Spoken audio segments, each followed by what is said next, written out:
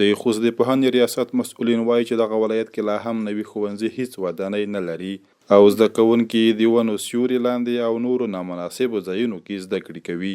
هغوی وایي دا ښوونځي زیاتره د دغه ولایت په لرې پرتو سیمو کې موقعیت لري چې زده کوونکي له ګڼو ستونزو سره مخ دي.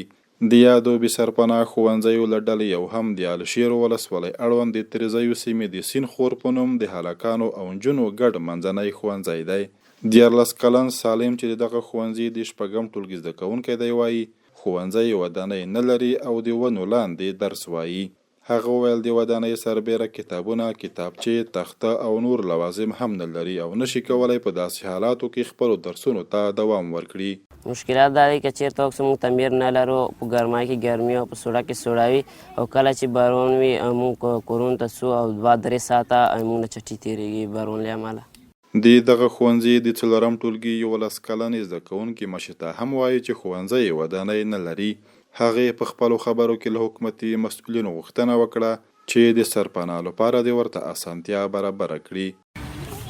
در غار ده نه داری زغدی مون تعمیر نلرو در زی نلرو چې شیگراشی بارون شي نیم ساعت نه یاله سبا خپل کورونو ته ځو. ورته مهال د سیند خور په نوم د یاد منځني ښوونځي مسؤلین بیا وایي چې په دغه ښوونځي کې ټول ټال 850 تنه زده کوونکي درس وایي چې 388 یې نجونې دي. د یاد ښوونځي یو تن ښوونکي ثابت خان وویل په دا ډول حالاتو کې زده کوونکي هغه ډول چې لازمه ده زده کړې سرته نشي رسولی.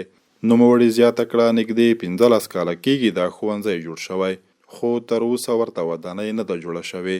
د تعلیم په باره کې دې ته ډېر اړتیا ده ځکه چې تخته نه وي، کتاب نه وي، تعمیر نه وي، مقصد ښه کوټه نه وي، ولته ښه درس نشي یاله ځکه چې دا د شاګرد په غني اثر لري. اوسنۍ حالاتو ته په کتو سره ډېر ضرورت د تعلیم ته ځکه چې موږ ډېر ورسته پاتې یو د نړۍ نه.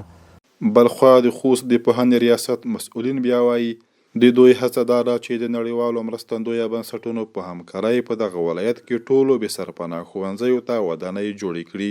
د دغه ریاست تدریسي مرستیال خیرګل خیرخوا وایي په دغه ولایت کې ټول ټال 301 دولتي ښوونځي موجود دي چې له دې ډلې 80 د نجونو دي.